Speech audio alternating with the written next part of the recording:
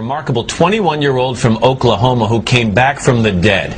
Our national correspondent Natalie Morales has his incredible story. Natalie? Well, Matt, Zack Dunlap's story is one I will certainly never forget. To say that this much-loved warehouse worker got a 1 in a million break is a huge understatement. Really, there are no statistics for what happened to Zack. As for his family, this was a tragedy that turned into a real-life miracle.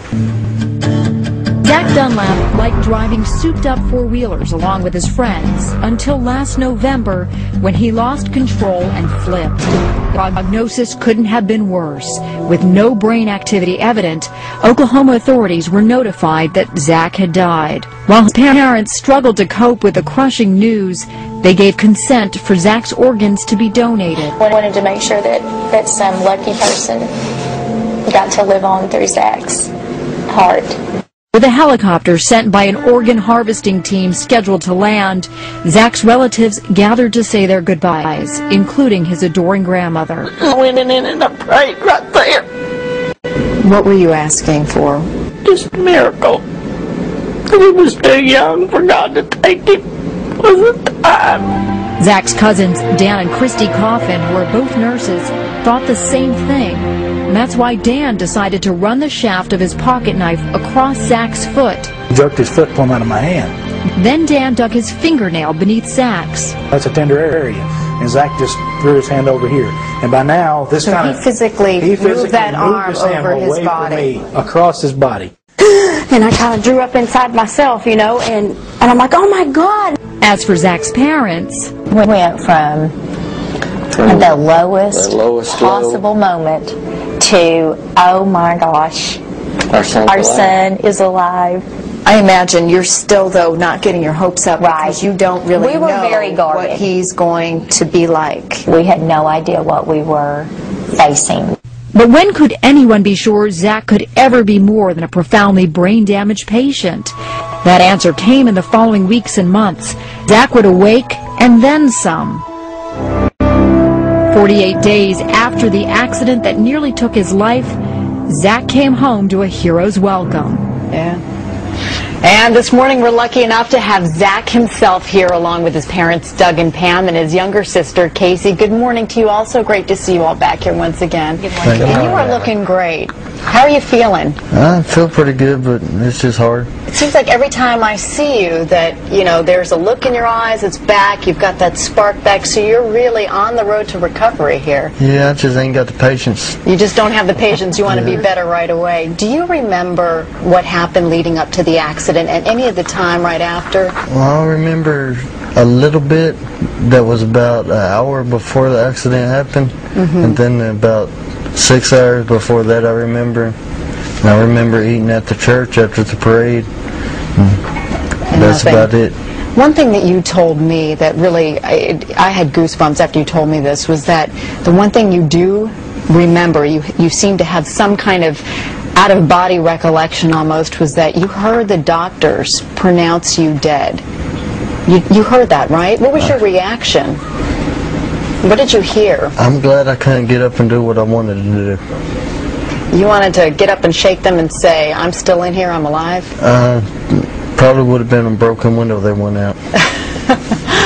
Pam, when you see your son here now almost 4 months after what happened, and to think what you went through, the unimaginable, where you know, on that Monday you had gone through just signing off for the organ donation, and 4 hours later you were told, wait a minute, everything's on hold, he's alive.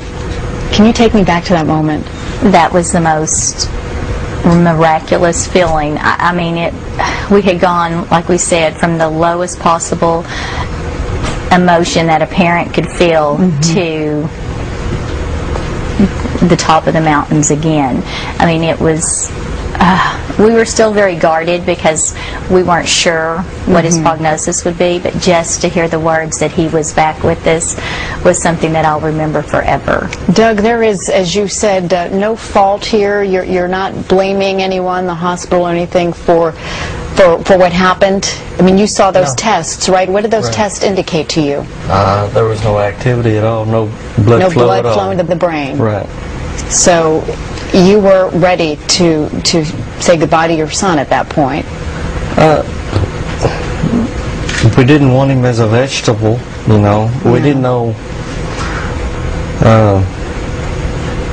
what he was going to be like, but they said that he was brain dead and there would be no life, so we were preparing ourselves, and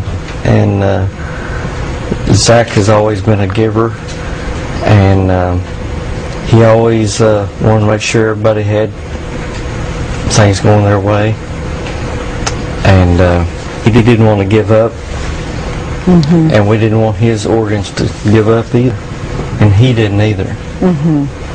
So you were ready to allow somebody else to live on. Right.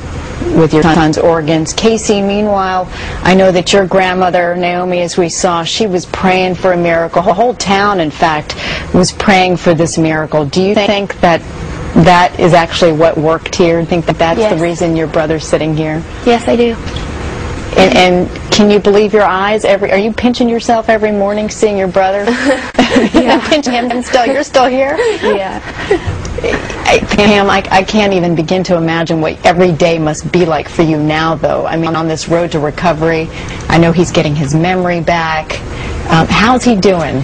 What are some of the things he's still going to have to struggle with? He's been doing amazingly well, but you know, he does still have a lot of memory issues, and it just takes a long time for the brain to heal after such a traumatic injury. Catastrophic injury. It was.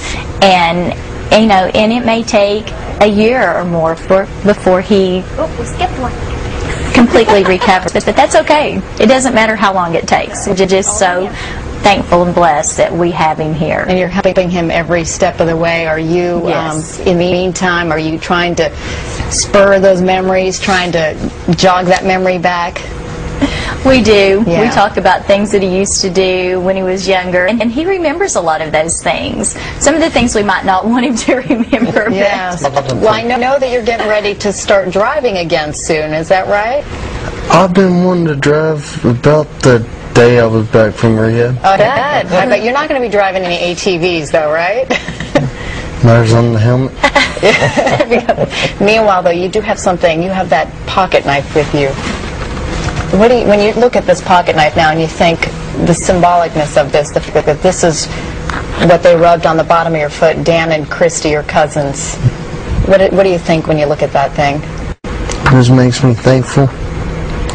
It makes me thankful that they didn't give up. Thank goodness, right? And only like the good die young, so it's a good to go.